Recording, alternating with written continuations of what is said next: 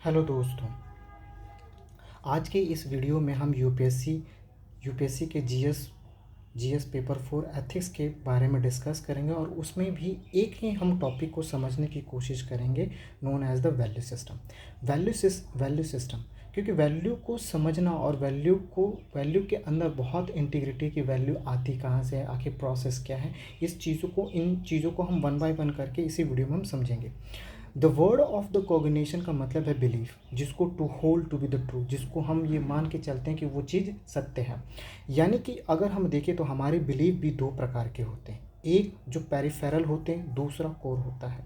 Peripheral को जिसको हम वीकर कहते हैं, जिसे हम कह सकते हैं कि हमारा जो बिलीफ है वो क्या है, वीक है। यानी कि किसी भी कोई भी हार्ड सिचुएशन जब कंडीशंस आती हैं, आंधी तूफान आया तो हमारे बिलीफ क्या डगमगाने लग जाते हैं, डगमगा जाते हैं, तो उसे हम पेरिफेरल कहते हैं।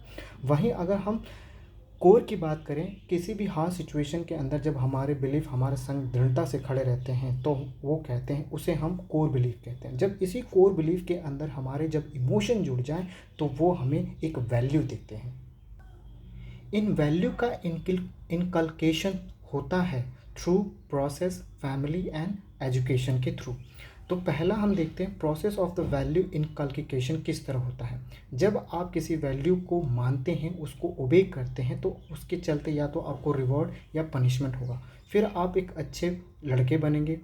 लड़के बनने के बाद जब आप हो गए तो आपके अंदर रूल एंड रेगुलेशन आ जाएगा। अब जब रूल एंड रेगुलेशन आ चुका है तो आप लोगों के संग सोशल कांटेक्ट करेंगे और इंटरनेटलाइज करेंगे। फिर उसके चलते ये पूरी की पूरी एक कंप्लीट जो साइकिल है वैल्यू इनकलकेशन के प्रोसेस को आपने कवर अप कर लिया।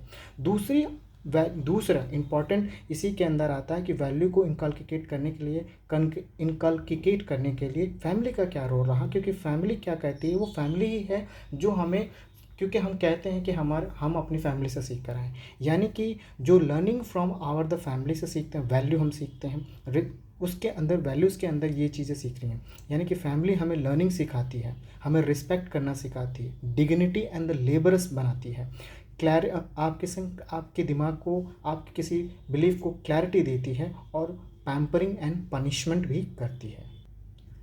Value through the education. अब रोल क्या रहा एजुकेशन का वैल्यू के अंदर, तो वैल्यू यानी एजुकेशन किस तरह वैल्यू को दे रही है हम इसे देखें कि एजुकेशन डिसिप्लिन देता है। एजुकेशन से साइंटिफिक टेम्परामेंट क्रिएट होता है, लोगों के उस एजुकेशन ही हमें कंपैशन एंड एम्पैथी के बारे में समझाती है, पंक्चुअलिटी बनाती है और मेकिंग अ गुड सिटीज़न बनाती है। तो इन सभी से हमने चीज़ों को देखा और वैल्यू के सिस्टम को जाना। आज के इस वीडियो में